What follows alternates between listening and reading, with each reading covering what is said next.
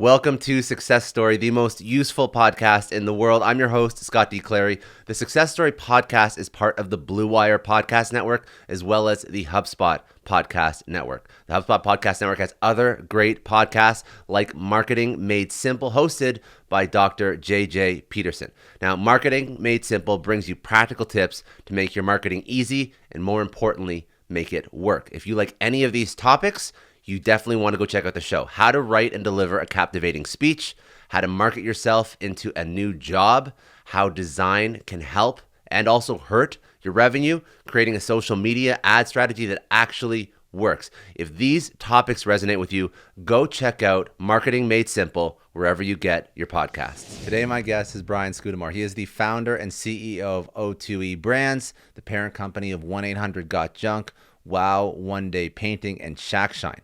Each brand has franchise locations in every major metro city in North America and Australia. Brian is the author of the books WTF, or Willing to Fail, How Failure Can Be Your Key to Success, as well as the author of BYOB, Build Your Own Business, Be Your Own Boss. He's a regular contributor to Forbes. He writes about small business ownership, franchising, and building corporate structure. His companies have appeared on major media outlets, including ABC Nightline, Good Morning America, Dr. Phil, CNN, The Today Show, Oprah, and CNBC. His story has been featured in Fortune magazine, The New York Times, Huffington Post, and The Wall Street Journal. We spoke about all things entrepreneurship, franchisee, business, growth, a couple key topics that we went into, how to fail as an entrepreneur and why you should. We spoke about vision, peoples, and systems. We spoke about the playbook to building a franchise model and how it can benefit you as an entrepreneur.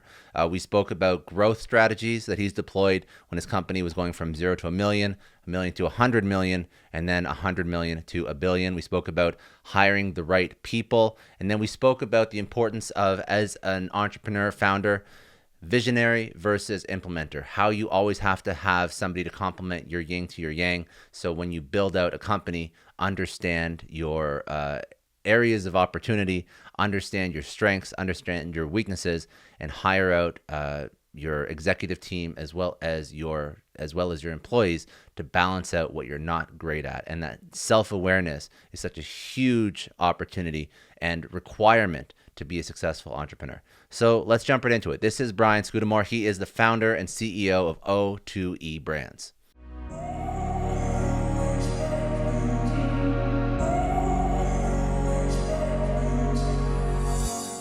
Yeah, it was probably a bit of a happy accident, but if I look back at my life in the early years, I lived in San Francisco. I'm in Vancouver today. I'm a Canadian, but I was born and raised for the early years in San Francisco, and I used to work at my grandparents' army surplus store.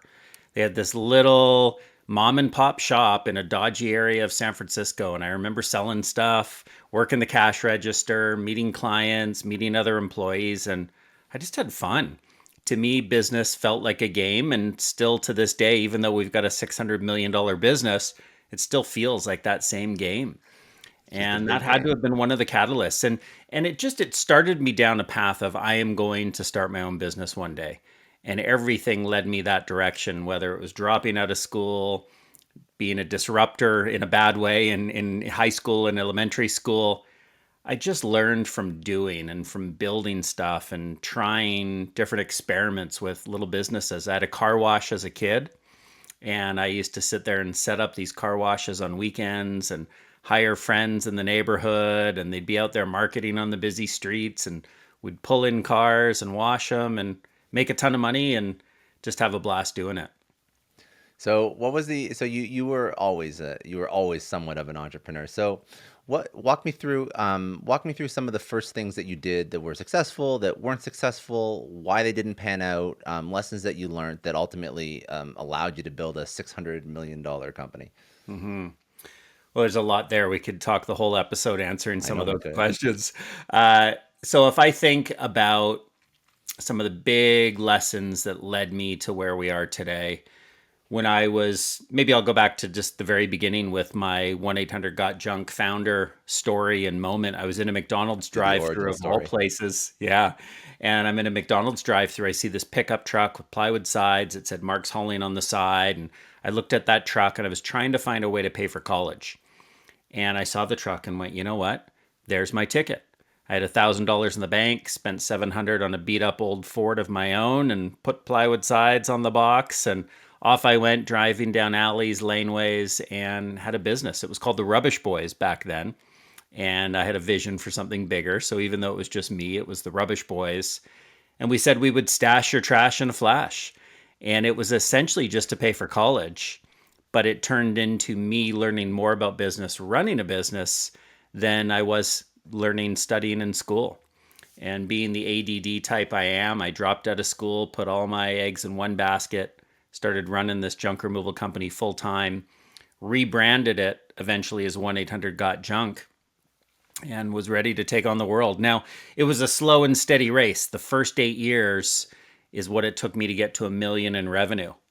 And I look at today and It's a I long go, we time. do 1 million in revenue some mornings. And so the momentum has really built up, but it took a long time to get there. And it was just success, failure, and just over and over learning, but being so excited and invigorated by what I was learning on the streets, so to speak, versus what I was learning in school. And that like 1-800-GOT-JUNK. When you were building that out, it took you 8 years to get to 1 million in revenue. That's a tough grind because there's probably a lot of jobs that could have paid more than $1 million in 8 years if you Sure, just started working. So of when you course. build this out, how did you stay motivated through all of this? What was the thing that kept you pushing forward? What was the thing that got you to think, you know what, if I stick this out long enough, I'm gonna get to where I want to be? Yeah, I don't know if I was smart enough to think that way and go, if I stick this out long enough. I think I just found a spot that I was enjoying myself. Yes, it was a grind. Yes, it was long hours, but I still felt like I was playing that game I mentioned full speed. And it was just this fast paced, always on, trying to figure things out. One of the things we learned in the early days was marketing the business through free press. And my remember my girlfriend at the time said to me, "You got to call up the press and tell them what you're doing." And I'm like, "Who cares about some junk man who started with $700?" And she was right. She was smart. The press did care. We ended up on the front page of the local newspaper. Millions of people read about us that morning. And so I think what kept me going was just this constant challenge of learning new things: how to hire people, how to fire people, how to get free press, how to grow a fleet. In the early days, 5 years into the business, a point where I wanted to quit and walk away was I had 11 employees, 500,000 in revenue at the time. And they say one bad apple spoils the whole bunch.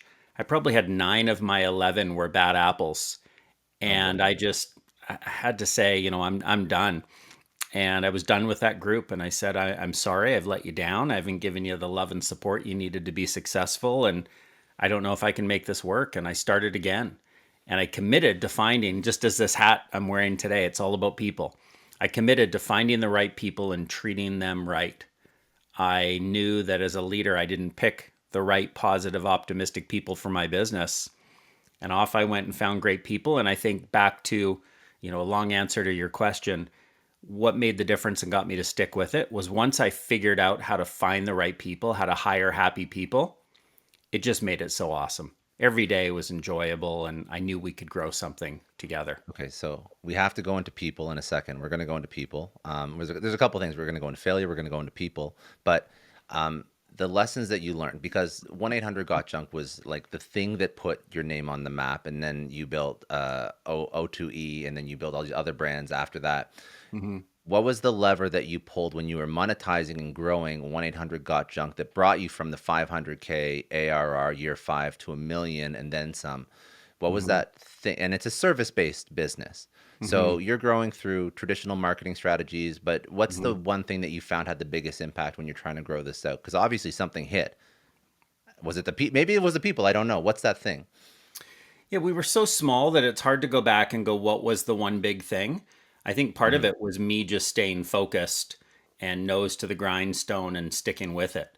As you said, I could have made a lot more money doing something else in those 8 years, but this was a long game for me. I don't know if, again, I knew it at the time, Hmm. but I got out there and it was that grassroots guerrilla marketing. It was doing things without spending a lot of money on marketing, trying to stand out with a shoestring.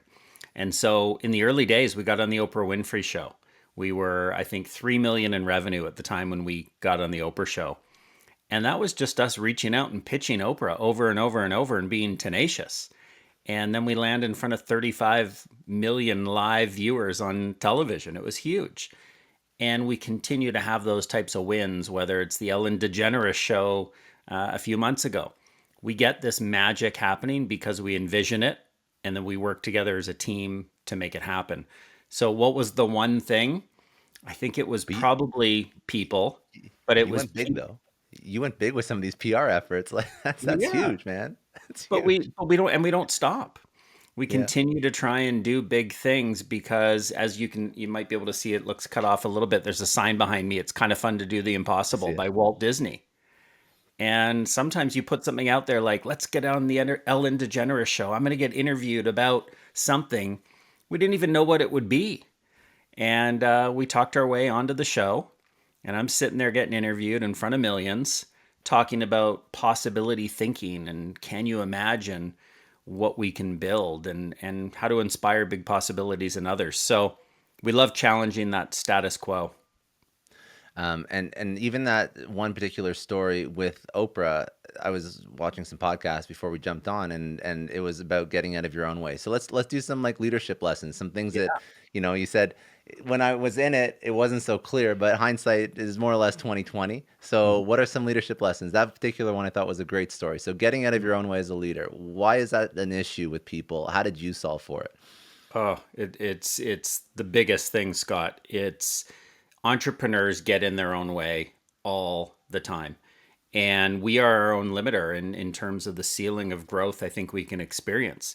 Because an entrepreneur has a great idea and they have this predetermined way that they see the world, but we can't build things alone. I don't imagine you're building what you're doing by yourself. You're out there raising money, you're raising awareness, you're trying to build something with the help of others. That's what Of entrepreneurs need to course. do is get out of their own way. There's that quote, if you're the smartest person in the room, you're in the wrong room. Most entrepreneurs I've met over the years believe that they are the smartest person in the room. I've worked hard to be the least smart person in the room so that I'm always surrounded by someone who can contribute bigger, better ideas. Our president, Eric Church, who runs O2E Brands, Ordinary to Exceptional, he's been with us for almost 11 years. And the guy is a rock star and he can do things that I couldn't possibly ever do. And so I had to get out of my own way to empower Eric to grow the business. Now, proof that he was the right person and that he's done it the right way, and I couldn't do it. I got the company to about 100 million in revenue. Once I got out of the way of the day-to-day operations, Eric took it to 400, to 500, to 600. He'll get us to a billion. I couldn't grow our other brands, Wow One Day Painting, where we paint people's homes in a day, and Shack Shine, where we shine people's homes, their windows, their gutters, power washing, the whole bit, Christmas lights. Those brands are growing like crazy through our franchise model, finding great people and helping them build on a playbook. We couldn't do that and grow those brands if I was in the day to day at the same level that I was with 1 800 Got Junk. We had to find other leaders. I'm not scalable.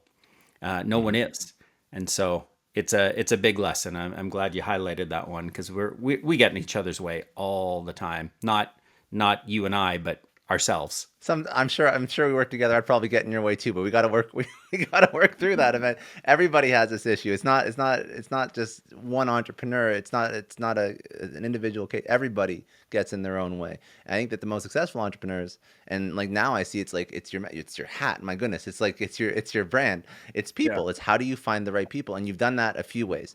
You've done that in your own organizations. You probably got a really harsh dose of that when you had to get rid of 9 of 11 people at 500K. That's not an easy thing to do. And then now you're hypersensitive to how do I find the right people. But then it's also in your franchise model where again you're finding the right people. So let's break down both. Let's talk about finding the right people in an org. Let's talk about how you found somebody to scale it from 100 million to 4, 5, 600 million. What is the right person, and how does an entrepreneur look for that so they don't end up in the spot where they have to let go of like 80% of their team? And then let's Yeah. also talk about the franchise model because there's also a right person concept that you're trying to solve for when you look for a franchise. There's a reason why you're doing franchises versus just scaling out operations internally. So none. So let's do internal Yeah. first. Yeah, finding the right people and treating them right. How do you find the right people? My answer on that is my opinion is find the right person for you.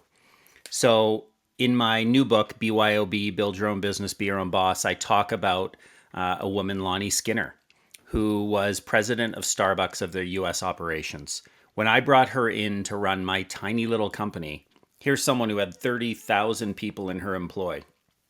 Amazing woman, super sharp, incredible smarts. She wasn't the right leader for me. And why she wasn't the right leader for me is I don't think she had a lot of experience working with entrepreneurs. Mm-hmm. And so after 14 months of trying to work together, we did some great things, but essentially the business almost went bankrupt because both of us weren't working together in the same way that we needed to. I needed to find the right leader for me. Now, she's gone on to be wildly successful, bigger than she would have been probably with us in something else. But what I realized was the right leader for me had to complement my strengths and my weaknesses. It had to be a yin and a yang. And I got out there and I looked for Eric, and what I wrote was almost a little mini painted picture, a vision of the ideal person I was looking for. And I got it out to my networks. And three people, unrelated in different parts of the planet, wrote me back and said, "You're looking for Eric Church." They didn't Wow. say, "Here's 5 people you should consider," or "I might know someone." They said, "This is the person," because I was so clear on who I described. And the reason why Eric was the right person for me in the end, because we're all different as entrepreneurs, was he just understood the quirks and the sort of intricacies of entrepreneurs. He didn't realize this until he and I were chatting, but all he's ever worked with was the right hand to an entrepreneur. And he understood how to manage them and what was different and unique and all their shiny objects and squirrels running all over the place. And he's been an amazing friend, mentor, and professional to grow the business. So it was finding the right person for me, and it was learning from my failure of how I got what I thought was the right person. I mean, ex Starbucks president, man, I hit the jackpot. No, I didn't hit the jackpot for me. Wrong person for my business. I've heard this a lot actually, and this is actually something that I've taken into my own company. It's I've always shied away from hiring MBAs or execs from like Mm-hmm. Fortune 500 because it's difficult to operate in a startup environment. If Mm-hmm. you could even distill some of Eric's personality traits or management style, so at least somebody has a framework Mm-hmm. to for what to look for because maybe they don't know what to look Mm-hmm. for today. What would that right hand be? Well, I'm going to answer that with a book. There's a book called Rocket Fuel, and Gino Wickham, and the other name is escaping me, but Rocket Fuel. Eric and I read this book, or I did what an entrepreneur like I do is I skim. Eric Hmm. read it, and we compared notes, and we both said, "Wow, this is us. I'm the visionary. He's the implementer." And the book gives a framework as to which one are you. Most entrepreneurs are visionaries. And how do you find the implementer, someone to execute on your vision, your plans? And so the personality of Eric is rigorous, disciplined, follow through, accountability, things that don't often describe entrepreneurs. I get to be the idea guy. Now, Eric brings amazing ideas as well, but we know our unique strengths and opportunities of how we work together. But his personality of just that rigor and discipline and precision, he's unbelievable. And so I think an entrepreneur needs someone to balance them out. So again, where we're as entrepreneurs often very ADD and shiny objects, how do you find your balance of someone that can stay focused for long, long periods of time and ensure that you execute on what you see? Very smart. And then let's pivot from the hiring the best possible people internally to also because I also just want to point out that the type of personality that you hired for in Eric, of course, that was at an executive level, but the Yeah. people, the balance, the yin and the yang, and the understanding the entrepreneurial and startup environment that permeates every position in the org. If you hired somebody even that wasn't an executive that just had an exceptional amount of years of experience, I find that, feel free to comment or whatnot, but I find that that can be detrimental just because their process is so ingrained and entrenched that they can't see any way of doing it outside of the way they did it at an F100 or Fortune 500 company. So I think that that personality, the startup mindset, and the ability to understand your strengths, your weaknesses, and your existing team strengths and weaknesses, even if it's a 5-person team, you still got to be cognizant of that. And like the too big person, I think that another example is like Mark Roberts from HubSpot. He hired like a account executive from a huge software company, and it was just like a mess. It was an absolute mess, right? Because they only operated in that environment. But okay, I think yeah, Scott, what comes to mind is it's the stage of your business. So I had yeah. Cameron Harold, who was our COO, from 2 million to 106 million, and great friends still to this day. We were fire, ready, aim types, both of us. So instead of being planful and disciplined like Eric, we were like, let's just go, absolute mavericks. But Cameron was the right person for that right stage. Eric is the right person for where we are now and a ton of runway. So I think it's how do we find the right person for us and the right person for the stage of growth that we're at? It's not easy, but I think it's something to keep top of mind. Let's talk about franchising. Let's talk about franchising as a model, because I've never spoken to anybody on this show that has franchised anything. Actually, it's probably a detriment to the show, but it's a huge opportunity for entrepreneurs and for business owners. So, Yeah. why did you decide to do this? You didn't scale 1-800-GOT-JUNK through a franchise model, correct? It was just a pure, or did you? No, I no, don't I know. did. So Okay. I grew the Rubbish Boys, which became Yeah. 1-800 Got Junk, for 8 years to 1 million, and then I started to look at franchising. It took me 10 years to get to the point where I had something that I could franchise.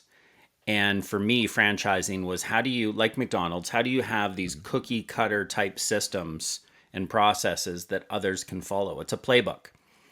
And I chose it because I'd always been in love with what Ray Kroc, the one who Mhm. popularized the McDonald's brand, how he built a business where people had skin in the game. This was their business. He just gave them a playbook and a recipe, and then the coaching and support to really grow. And we did that with 1-800 Got Junk. Once we franchised the business, we went from 2 million to 100 million in 6 years, and it was just hyper growth for us. And we've done the same thing with Shack Shine and Wow One Day Painting. We've done it a lot faster because now we have the proven recipe for how to franchise an organization. But I chose it because I wanted people to be owners. I wanted them to think and act like owners. I wanted them to be owners. And I wanted us to build something we were really proud of together. I just want to take a second to thank the sponsor of today's episode, HubSpot. Now, they don't call it the sales destination, it's a sales journey. And on that journey, you want the best tools and support to keep you and your customers connected every step of the way. HubSpot is an all-in-one CRM platform that is impossible to outgrow and ridiculously easy to use, meaning you never have to worry about it slowing you down. That's because HubSpot is purpose-built for real salespeople with real customers and real problems to solve. With customizable hubs and tools that you can add and subtract as you grow, and an interface that's just as easy to use if you're a team of 1 or 1,000, HubSpot is built for you and your customers to grow together wherever the journey takes you. Learn how HubSpot can help your business grow better at HubSpot.com. And it's interesting because every CEO will always say, oh, I want the employees to feel empowered and to feel like owners, but it doesn't really ever happen, candidly, unless they have equity or they're on the cap table or they have a little bit of the company, because it's hard for anybody to be as passionate about the company as the CEO or the founder or the owner is. So the franchise model solves for this, but how do you do the franchise model correctly? What's the thing that allows you to maintain the quality of the organization amongst all these smaller owners? Yeah, back to the hat again. It's all about people. So as franchise owners, it really is finding the right people and making sure that they are empowered to grow a great business with us. We use the word franchise partners. Hmm. One of the earliest things I did was change the word from franchisee to franchise partner because I felt we depend on their success, they depend on us, and this is a partnership. So we would often over the years get a franchise owner who says, "We're your customer." And I'd say, no, we're each other's partners. If you don't succeed, if I don't succeed, we have to work together to make magic happen. Franchising is interesting because it's not for everybody. I would never have become a franchise owner. where I don't think I would have. But you take Paul Guy, who's our first franchise partner, who started in Toronto. He actually worked for our operation in Vancouver, drove a truck across the country to Toronto, and started the first franchise. It took me 8 years to get to 1 million in revenue, which is slow. It took him 1 year to get to 1 million in revenue because he had a proven recipe. And today he's got 100 million in revenue across his franchises. Now, what I found interesting about franchising is very similar to sports. I've had conversations recently with Shaquille O'Neal, who spoke at our conference, and he and I have kept in touch. And here's a guy who doesn't need to build the race car, he just wants to drive the race car, right? You Mm. look at him with sports, he's the franchise king.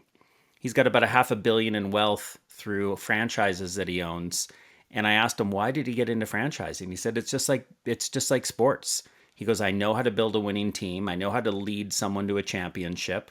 I find the right people, I plug them into a brand, and off they grow. I don't need to invent the systems and the brand, but I know how to grow it with the right people. And that's where franchising, back to Paul Guy, our first franchise owner, he understood that his leverage was use a playbook that's already in place and crank it up quicker than I ever did. And when you deploy a franchise, what are the things that you want to teach over to the owner versus what part do you want to let them run with on their own? Is there any benefit to any portions of the business, them having creativity in the execution or the deployment? Yeah, so we say to our franchise owners, take the first year just to follow the recipe. If you have better ways to do things that you discover, make notes of those. And after the first year, let's talk. Our best ideas absolutely come from the system. Think McDonald's, the Hmm. Big Mac, the Ronald McDonald, these things came out of franchise partners' heads. We know that our best and brightest ideas come from our franchise ownership. And so we tap into those. And everyone benefits when there's a winning idea, but we don't want them in the beginning. We want people to follow the recipe and understand some of its faults. Our systems are never perfect because things are dynamic and they change, but it's taking the best practices, understanding them, and then layering on top. So if you think of a pilot, a very Hmm. checklist oriented job where you just don't want to risk anything. You don't want someone being innovative in, hey, maybe we do this differently and actually testing it on the fly. You want someone to have the patience and discipline to go, here's something we should consider. Let's talk about this, but let's not just try it right out of the get go. Now, one other theme that you speak about quite often, and I would ask like if there's more to franchising, then we can go into it. But I think that obviously what's top of mind for you, or it seems to be at least, is that you have sort of summarized all your entrepreneurial experience in your latest book in BYOB and Build Your Own Business. And now you're teaching over some of like the core steps for every entrepreneur, franchise or not, just the things that Mhm. they should think about when they're trying to start from scratch. So we can do one of two things. We can do a bit more on franchising, or if you feel like that's like a concept you've spoken about a lot, we can speak about some of the things that you're really passionate about that you wrote about in the BYOB, like Build Your Own Business, and why you think that these are things that entrepreneurs have to pay attention to. So we could do like a intro to entrepreneurship 101 for the next couple minutes too. It's up to you, whatever Hey, you want. hey, you know what? It's up to you. It's your show. The No, the dude, beauty it's of like, having, yeah. Okay. No, you know yeah. what? Let's talk about the, BYOB, build your own business, be your own boss, and why I called Yeah. it two things. Was some people want to be the boss. They want to be in charge. They want to be the person leading the way. Some others, it's building your own business. It's wanting to build something and create and leaving a legacy. But the three things I talk about in the book that I believe are key in any business, franchised or otherwise, is vision, people, and systems. Having a clear vision of where you're going to then rally the people who you've chosen are the right people to be on your sort of ship. And then have the systems and processes that keep everybody accountable to excellence, that hold people to the here's our best practice until we find another best practice to achieve amazing results. So let's go into let's unpack all three. Let's give a cursory look at all three. So vision. Sure. So how do you establish vision? Because people hear about vision, it's Hmm. on some companies' websites. Sometimes it's not really adhered to or really understood by anybody outside of the copywriter for a few Yeah. landing pages when they first spun up a site. So how do you actually build a vision that matters, that permeates the organization, that everybody can buy into and evangelize, and that's something that means something? Yeah, well, I'll start with the story, Scott, of how I discovered the power of vision. And I didn't know it at this very moment in time when I came up with this, but I was at my parents' summer cottage, a little shack on the water, and I was in a bit of a doom loop where my business was at $1 million. But I thought, I don't know if I love what I'm doing. I don't know if I have the education, having dropped out of school. I don't know if I have the business idea that can be as big as something could possibly be. And so I said, okay, enough negativity. I pulled out a sheet of paper and I started to write what I could see in the future using my imagination and nothing but. And I said, we'll be in the top 30 metros in North America by the end of 2003, which was 5 years out. I said we'd be on the Oprah Winfrey Show, we'd be the FedEx of junk removal. And I envisioned what this could look like. I took the picture from my mind, put it into words, and then I started to share this with others. And it invigorated me. It got me focused and excited on something I could see, but I shared it with people. And one of two things happened with the group that I shared it with in my company. Half the people ish said, Brian, you're smoking some hope dope. Like, you are not going to be on Oprah. You are not going to be in 30 cities. Like, give it a break. The other group said, wow, I don't know how we're going to get there, but this is compelling and I want to be a part. So, a practice we've put in place is having this painted picture, this one page, double sided. A picture says 1,000 words. Why not take those words and share them with everyone in your organization, everyone that touches your organization, potential employees, future employees, whatever it might be, and say, do you see what we see? And it's been powerful because almost every vision that we've ever set for ourselves, as impossible as it might have seemed, it's all come to fruition because we know clearly where we're going. We don't know how to get there. We don't even try and think of how to get there. We just understand the destination and then rally as a team to make that win happen. And then that dovetails into the second point, which is the people that bring this vision to life. So that's this thing that we have to find for. So you spoke to it a bit, but you even mentioned a story previously, and I alluded to it, but you didn't go into it. But there's probably other stories. It's when you wanted to get onto Oprah, and you found this, I think, young person who just like kept going and figuring it out, had no idea how to do it. So tell that story, because I think that's an incredible story. But also, how did you find that person? How do you find like 10 of those people? Yeah.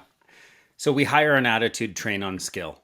So when we tried to get on Oprah, it was actually hiring our first PR hire. I had been the person that had always pitched the press. I didn't know how to scale that. So I said, let's find someone who's got the energy and enthusiasm that I do, that can tell a great story over the phone, who doesn't mind smiling and dialing over and over and over.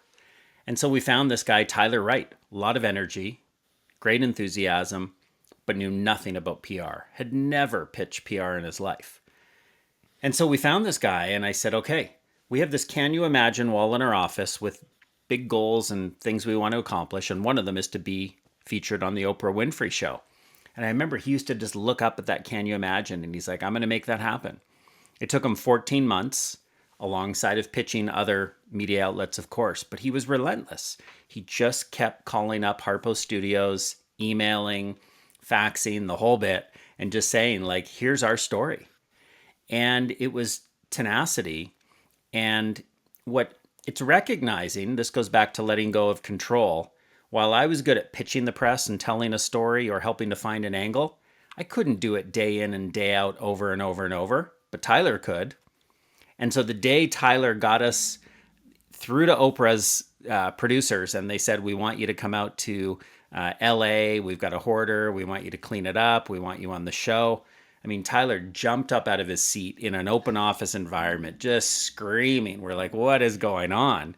Because he landed the mother of all media hits, Oprah Winfrey. And someone, I mean, how does that even happen when you've got somebody that has zero experience and this is their first job doing PR and they land that? Again, the value of hiring people based on what they believe, what they're excited about, and the attitudes they have much more than the skill. We were able to train him And he in turn trained us because he found new ways of doing things, having not been constrained by here's how you do PR. And then, okay, so now we have a great lesson on vision, on people. What was the last thing in the book? There was three things. I forgot. Systems. Systems. System, the most important. So then you don't have to, you can sort of remove yourself and create these processes. Okay, so how do you create these systems? What's your strategy for creating things so that whatever you've done and you figured out doesn't break down? Yeah, so systems to me are what is your one page? Shouldn't take more than a page. What's the best practice for anything you do? How do you list it out into a checklist or some sort of simplified process of here's a reference for someone else who is about to do what you do over and over and over that works incredibly well. It could be how to pitch the press. It could be step by step. Here's what you need to do so that you don't miss a step. So, for example, one of the things I taught Tyler with the press was when someone from the press says, no, I'm sorry, that's not a good story, or it's not something that we're interested in, and it would be a step on the checklist, is you always have to ask that person, what's missing? What would make it a story? Because if you have the USA Today on the other line or CNBC, or it doesn't matter, someone big, and you're finding out what's missing, that journalist will tell you what's missing, which will then give you an idea that you can plug in when you're pitching the New York Times or when you're pitching someone else big and land it. And we did that over and over and over. So a system is, how do you have predictable results by not missing a step? Again, back to the pilot example, you've got a pilot on a plane. You don't want them missing point 17 on that checklist because that could be the end of that flight. You want someone making sure they've covered everything. A system is just a way to get your people on board with the best way to do something. Now, as we talked about with franchise owners, we want better systems, better ideas. We want innovation. So you have to be willing to challenge the status quo, but it is having a process and then knowing when you need to refine that process and make it better. And then last question before we do a couple rapid fire to close this out. What's one last entrepreneurial insight lesson you'd want to teach over that we haven't covered? Anything that's really impacted you that you think if you're an entrepreneur starting out, this is something you have to know? Yeah, 100%. So my first book was called WTF, Willing to Fail. I didn't know the title of the book when I wrote it, but at the end, the title jumped out because I realized, man, I failed over and over and over, and that's made me who I am. The last piece of that, the commentary, the wisdom, whatever you want to call it, is be willing to fail. When you make a mistake as an entrepreneur, I learned this from Ben Zander, who was the conductor of the Boston Philharmonic Orchestra and has written some great books. When you fail, just go, oh, thank you. Wow, awesome. Have the right attitude because there's a gift in that failure if you're willing to unwrap it. There's a gift there somewhere that will say, okay, people asked me, I did a podcast this morning and someone said, what would you change if one thing you could change in your life? I'm like, you kidding? Nothing.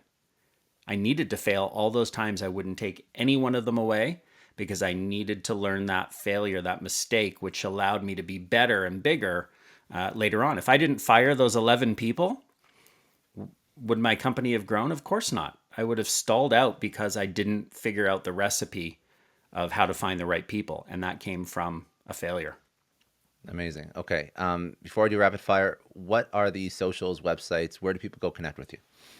Go to Google, put in Brian Scudamore. You'll find me. Instagram, Good. LinkedIn, wherever you want to go, whatever works for you. I'm not on All right. TikTok yet. Well, one day we'll get you dancing on TikTok That's or for my doing kids. something on TikTok. All right. You've had incredible success, but what keeps you up at night right now? That's a great question. What keeps me up at night, I sleep really well, I do, but it's that constant thought of how do we find more great people as franchise owners? How do we show people that franchising is a really awesome, it's awesome enough for Shaquille O'Neal. How do we show people it's a good path for someone that wants to start their own business and they might not have an idea. They might not have an idea that they can take to go, hey, here's the next Instagram. You don't have to necessarily have the idea. Sometimes the big idea is execution of someone else's methodology or playbook. So that keeps me up. How do we find those people? How do we educate them? What's the biggest challenge you've overcome in your own personal life? What did it teach you? That's a great one. I think probably one of the biggest ones is my ability to focus. I mentioned my ADD. I mean, the truth is, I've never sat through a formal diagnosis of my ADHD because I don't have the patience, and I'm not trying to be funny. It's true. I am so ADD that I can't read books. Back in the days when you used to go to the movie store, Blockbuster, and get a video, I would look at the pictures. That's how I chose movies. I could never read the back because it was too hard for me to stay focused on the words. Yes, I can write, but I have a hard time reading. But I've learned to manage my focus. I think the lesson for me was just like failure being a gift, my inability or my challenge with focusing is also a gift. I think differently. I find some great ideas occasionally, but it takes a lot of mental energy to get through the weeds at times. And so just systems and processes to help me stay focused. I work in short sprints. I find ways to what are times of the day where I'm more effective than others? Where are places that I work more effectively and stay more focused than others? I do some of my best work outdoors, walking the dog or skiing on the slopes. Understanding that that's not something I'm doing just because I want to have fun. It's actually even just a better focus and better idea generation for me. If you had to pick one person, obviously there's been many, but pick one person who's had a major impact on your life, what did they teach you? Oh, that's great. My grandparents who ran an army surplus store in San Francisco called Lorber Surplus. Everyone in the neighborhood, it was a dodgy area of San Francisco, and everyone on either side of them, all the shops would get robbed constantly. It wasn't uncommon to see a shop owner run out and chase someone down the street who just robbed their cash register. My grandparents, in their 20 years in that location, got robbed twice. And the reason why they rarely, almost never got robbed was the word out on the street was you don't mess with the Lorbers. They're such wonderful people. They used to give, when someone would come in off the streets, they would give them an ear, give them the love and support they needed. They'd never give them money when they asked, but they gave them what they really needed, which was love. And so I think the learning I got from them for how to take care of people has absolutely had the biggest impact on my life. If you had to tell your 20-year-old self one thing, what would it be? Be willing to fail. Just you're going to mess up a whole ton in life. You're going to fail out of school after school after school. 14 schools from kindergarten to college. I talked my way into college without finishing high school. But the only diploma I have is my kindergarten diploma. And I mean, it's just the Wow. reality. School didn't work for me. I love learning. I dropped out of school. I did not drop out of learning. I just found a different way to educate myself. And then last question, what does success mean to you? If my kids want to hang out with me when they're adults, when they're grown up, that's success. I Of love it. course, they want to That's hang all I out with got. me right now, but Yeah. I stole that from Paul Orfala, who was the founder of Kinkos. And Listen, it's good. It's a no, good thing to try to aspire to. no, Go for it. Steal away. it Yeah. was so clear to me. When I met him, he had just sold to FedEx for gazillions, had a Yeah. private jet, had this and that, more money than you could ever imagine. And that was his answer. And I'm like, wow, money doesn't matter. It's making meaning. It's having people surround you that you love. And yeah, it's awesome.